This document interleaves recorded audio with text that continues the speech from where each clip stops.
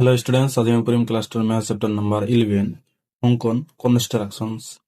তো স্টুডেন্টস অনুশীলনী 11.1 এক নম্বৰ অঙ্কটো আমি সমাধান কৰিছো। আজি আমি তোমালোকক কি কোৱেশ্চন নম্বৰ 2 সমাধান কৰি দিম। কোৱেশ্চন নম্বৰ 2 কি কৰি চাবা, 4 সেন্টিমিটাৰ 5 সেন্টিমিটাৰ আৰু 6 সেন্টিমিটাৰ বাহুৰ এটা ত্ৰিভুজ আঁকা আৰু তাৰ পিছত ইয়াৰ সদৃশ হোৱাকৈ এটা ত্ৰিভুজ আঁকা যাৰ বাহুবোৰ প্ৰথম ত্ৰিভুজটোৰ অনুৰূপ বাহুবোৰৰ কি হ'ব 2/3 গুণটো হ'ব। সাবস্টারেন্স আমার গুণটো কি দিয়েছে 2/3। এই ভগ্নাংশটা আমি কি জানো পরিকৃত ভগ্নাংশ। যদি পরিকৃত ভগ্নাংশ দিয়া থাকে দিয়া চিত্রতকৈ আঁকিবলগীয়া ত্ৰিভুজটো কি হ'ব সৰু, আৰ যদি অপৰিকৃত ভগ্নাংশ দিয়া থাকে তেনেহলে দিয়া চিত্ৰতকৈ আঁকিবলগীয়া ত্ৰিভুজটো কি হ'ব ডাঙৰ। সাবস্টাৰেন্স তোমালোকক তিনিটা আমি অপশন দেখুৱাই দিম আৰু ইয়াৰ পিছত আমি কি কৰিম, এই হৰটো প্ৰথমতে আমি সংযোগ কৰিম। চাবা অংক কৰিলে তোমালোকে গম পাবা। এই তিনিটা নিয়ম তোমালোকে ভালকৈ বুজি ল'বা, স্ক্রিনশট মারি ল'ব পাৰা। তো সাবস্টাৰেন্স আমাক তিনিটা নিয়ম দিয়া আছে, তিনিটা নিয়ম তোমালোকে ফলো কৰিবা বা মনত ৰাখিবা। অপশন নম্বৰ 1 কি আছে, যদি কোনটো পৰিকৃত ভগ্নাংশ থাকে যেনে 5/7 3/7 মানে হৰটো কি হ'ব সৰু টপটো ডাঙৰ হ'ব, এই ভগ্নাংশবোৰক আমি কি জানো পৰিকৃত ভগ্নাংশ।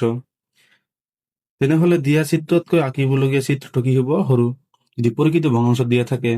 2 নম্বৰটো হল উল্টা 1 নম্বৰত, যদি গুণটো অপরিকৃত ভগ্নাংশ থাকে যেনে 5/7 এতিয়া লবটো কি হ'ব ডাঙৰ 7/5 হয়, তেনেহলে দিয়া চিত্ৰতকৈ আঁকিবলগীয়া চিত্ৰটো কি হ'ব ডাঙৰ। আৰু অপশন নম্বৰ 3 টো চাবা, অপশন নম্বৰ 3 টো চোৱা কি আমি সদায় ভগ্নাংশৰ 4/5 3/4 ইয়াৰ হৰ কি জানো আমি 5 আৰু 4, তেনেহলে আমি প্ৰথমত কি এই হৰটো সংযোগ কৰিম, হৰ 5 4 টো আগত সংযোগ কৰিম। তো চাবা স্টুডেন্টস তোমালোকে অঙ্ক কৰিলে গম পাবা। চাবা আমি তোমালোকক এতিয়া অঙ্কটো কৰি দিম। চাবা তো স্টুডেন্টস ত্ৰিভুজটোৰ আমাৰ বাহু কিমান দি আছে 4 সেন্টিমিটাৰ 5 সেন্টিমিটাৰ আৰু 6 সেন্টিমিটাৰ। তেনেহলে আমি কি কৰিম প্ৰথমত 6 সেন্টিমিটাৰটো আঁকি ল'ম, ডাঙৰটো আঁকি ল'ম, কি একদম ভূমি হিচাপত আঁকি ল'ম। তোমালোকে চাবা আমি এতিয়া কি কৰিম সলিউশন কৰিম, দিব পাৰা সলিউশন কি আমি প্ৰথমত 6 সেন্টিমিটাৰ বাহুটো আঁকি ল'ম 6 সেন্টিমিটাৰ। তোমালোকে 0 পৰা ল'বা।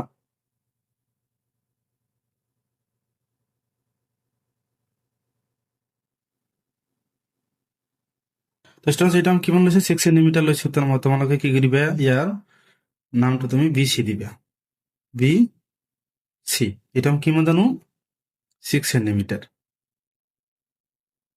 তাৰপিছত আমি কি কৰিম, তাৰপিছত আমাক কি কৈছে যে 4 সেন্টিমিটাৰ আৰু 5 সেন্টিমিটাৰ বাহু আঁকিব লাগে।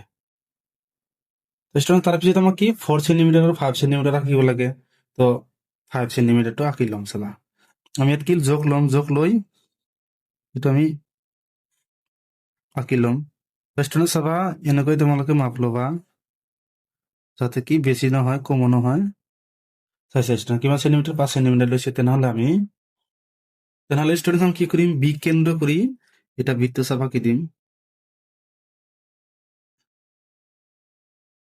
এনেকৈ তোমালোকে বৃত্ত চাপ এটা আঁকি দিবা।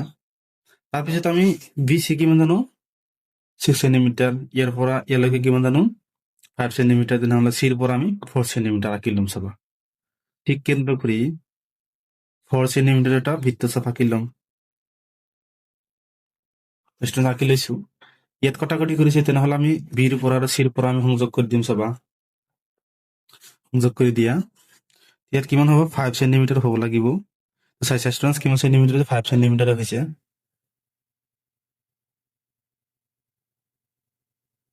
তাৰপিছত আমি সিত সংযোগ কৰি দিম, এইটো কিমান হ'ব লাগিব 4 সেন্টিমিটাৰ হৈছে।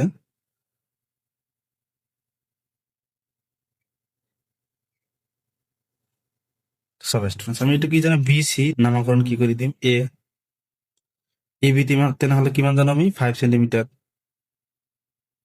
আৰু এ সি কিমান জানো 4 সেন্টিমিটার।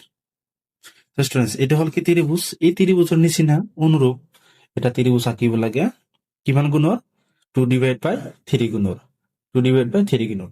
তেনেহলে আমি এতিয়া কি কৰিম চাবা।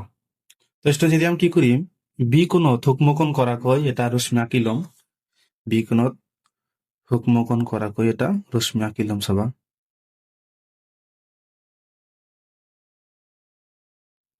আঁকি লৈছো আমি।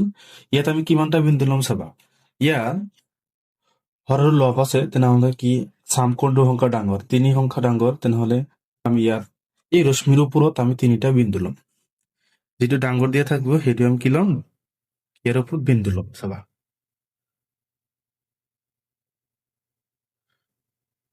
তো আমি কি 3টা বিন্দু ল'ব লাগে, তেনেহলে ডাঙৰ ডাঙৰকৈ ল'ম।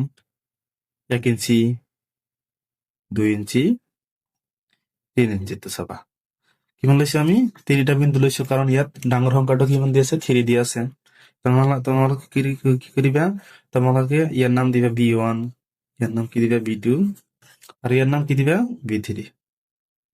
সাবস্টেন্স। এতিয়া আমি কি কৰিম, B3 আৰু C টো সংযোগ কৰিম। কিয় সংযোগ কৰিম, কাৰণ আমাৰ হৰটো কি 3 দি আছে, তেনেহলে প্ৰথমত আমি হৰটো সংযোগ কৰিম। চাবা তোমালোকক সেই 3 নম্বৰ অপশনটো দেখাই দিছো। আমি ডাইৰেক্ট কি কৰিম, B3 পৰা আমি C ক আমি সংযোগ কৰি দিম। সংযোগ কৰি দিয়া, সংযোগ কৰিছো। তেনেহলে এতিয়া আমাক কি কৰিব লাগে, আমি 3 টো সংযোগ কৰিছো, তেনেহলে 2 টো সংযোগ কৰিব লাগে। 2 সংযোগ কৰিবলৈ হলে ইয়াত যিমান ডিগ্ৰী কোণ দিয়া আছে, 2ৰ পৰা সিমান ডিগ্ৰী কোণ কৈ এটা ৰেখাখণ্ড আঁকিব লাগে। তো সাবস্টেন্স আমি কি কৰিম, ইয়াত B3 কেন্দ্ৰ কৰি যিকোনো এটা বৃত্তচাপ আঁকিম। B3 কেন্দ্ৰ কৰি আমি যিকোনো মাপৰ এটা বৃত্তচাপ আঁকিম। আঁকি দিয়া।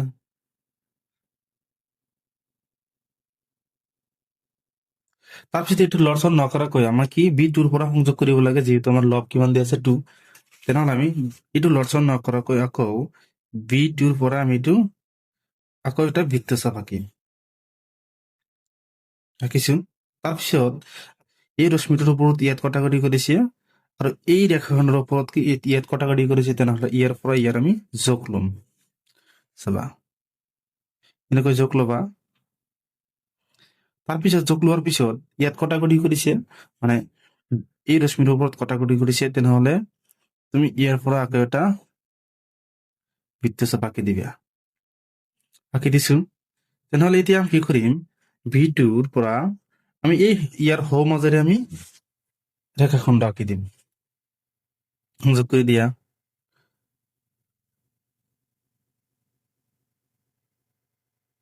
B2ৰ পৰা সংযোগ কৰিম। চাবা সংযোগ কৰিছো। তেনেহলে আমি ইয়াৰ নাম কি দিম, C ড্যাশ।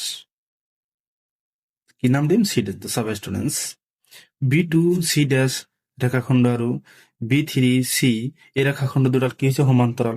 কাৰণ ইয়াত যিমান ডিগ্ৰী কোণ আছে, ইয়াতো কি আছে, সিমান ডিগ্ৰী। ইয়াত যিমান ডিগ্ৰী কোণ দি আছে, ইয়াত কি সিমান ডিগ্ৰী কোণ আছে। তেনেহলে এই ৰেখাখণ্ড দুটাৰ নাম কি ক'ব পাৰো, সমান্তৰাল বুলি ক'ব। তাৰপিছত আমি এই ABC ত্ৰিভুজৰ নিচিনা আকৌ এটা অনুৰূপ ত্ৰিভুজ আঁকিব লাগে। তেনেহলে ইয়াত আমি যেনেকৈ যোগ লৈছো, এই বৃত্তচাপ বিলাক আঁকিছো সেম। চি ইয়াত মানে চি কোণত যিমান ডিগ্ৰী কোণ কৰিছে, তেনেহলে C ড্যাশ কোণত সিমান ডিগ্ৰী কোণ কৈ আকৌ এটা ৰেখাখণ্ড আঁকিব লাগে। চাবা একেবাৰে সহজ। আমি কি কৰিম, ইয়াত তুমি যিকোনো এটা মাপ ল'বা, মাপ লৈ এটা বৃত্তচাপ আঁকি দিবা। আঁকি দিয়া। তাৰপিছত এইটো লৰচৰ নকৰাকৈ এই C ড্যাশৰ পৰা আকৌ এটা বৃত্তচাপ আঁকি দিবা।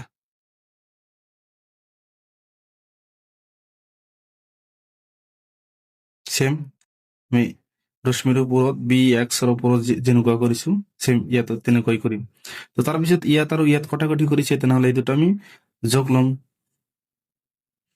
যোগ লোৱা।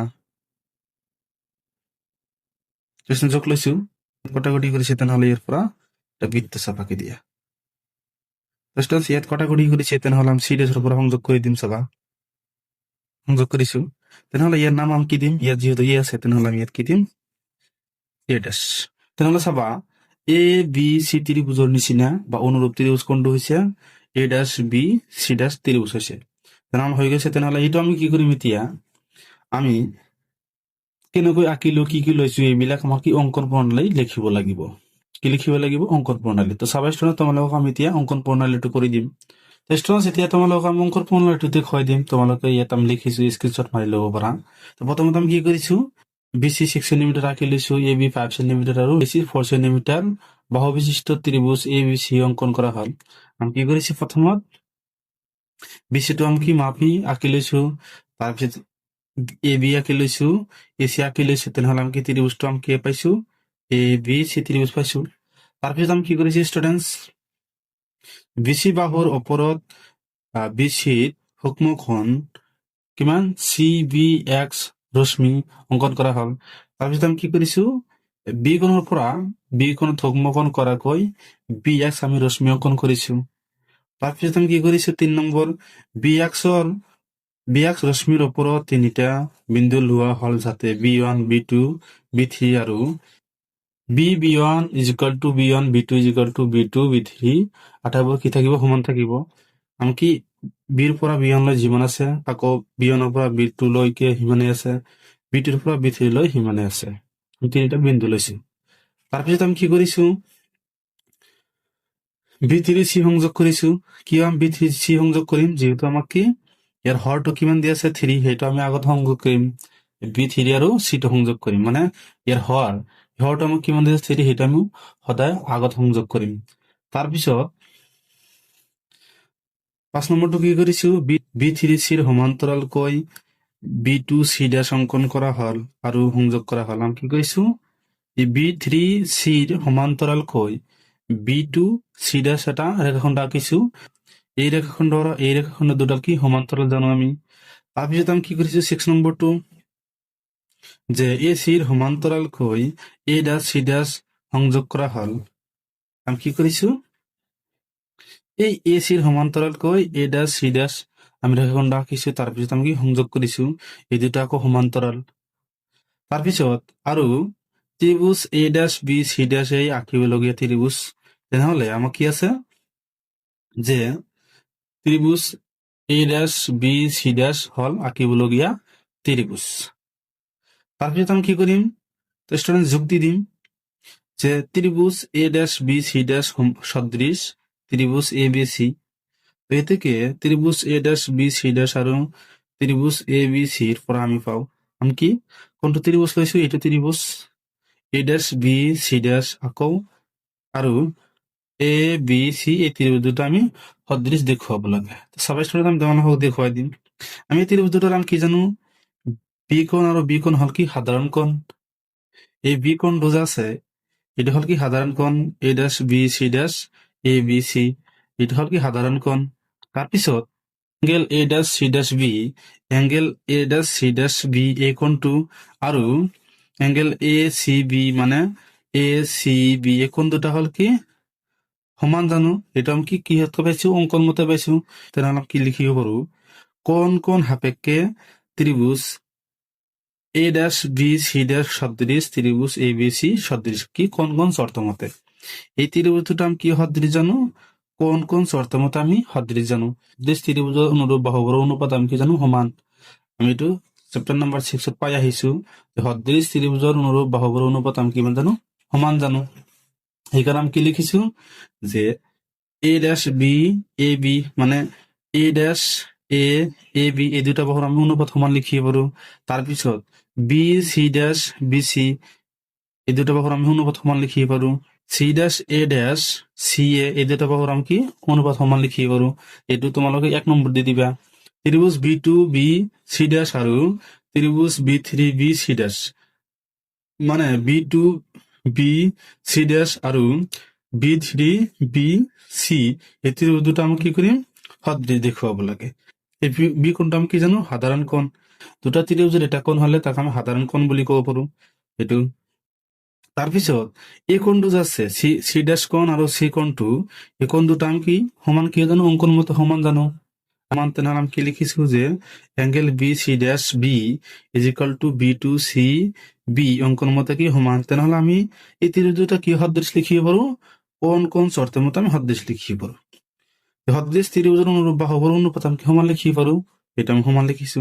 তাৰপিছত আমি এইটো লিখিব পাৰো, যে BC' ডিভাইড বাই BC, কি BC' ডিভাইড বাই BC, এইটো বাহুৰ অনুপাত ইজিক্যাল টু, এইটো আৰু এইটো সমান জানো, আকৌ এই গোটেইখিনি সমান জানো, মানে B2B ডিভাইড বাই B3B আমি সমান লিখিব পাৰো। তাৰপিছত B2B মানে আমি কিমান জানো, B2B মানে কিমান জানো, 1 2 জানো। তাৰপিছত B3B আমি কিমান জানো, 1 2 3 জানো। কিমান লিখিছো, 2 ডিভাইড বাই 3, এক তোমালোকে 2 নম্বৰ দিবা। তাৰপিছত লিখিবা যে 1 আৰু 2 ৰ পৰা আমি 1 আৰু 2 ৰ পৰা কিমান লিখিব পাৰো চাবা আমি বি চি ড্যাশ ডিভাইড বাই কিমান জানো বি চি এইটো কিমান জানো 2 ডিভাইড বাই 3 তেনেহ'লে এইটোৰ সমান আমি এইটো লিখিব পাৰো A dash B A B is equal to C dash A dash divide by C A তেনেহ'লে এইটো যদি 2 ডিভাইড বাই 3 ৰ সমান হয় তেনেহ'লে কি এইটো 2 ডিভাইড বাই 3 ৰ সমান হ'ব আকৌ এইটো 2 ডিভাইড বাই 3 ৰ সমান হ'ব তেনেহ'লে আমি কি লিখিব পাৰো যে in class a dash b ab is equal to b c dash b c is equal to c dash a dash divided by c is equal to কিমান 2 divided by 3 এটি আমার কি হবে উত্তর। তো স্টুডেন্টস ভিডিওটা ভালো লাগলে চ্যানেলটা সাবস্ক্রাইব করে দিবা। Thank you students.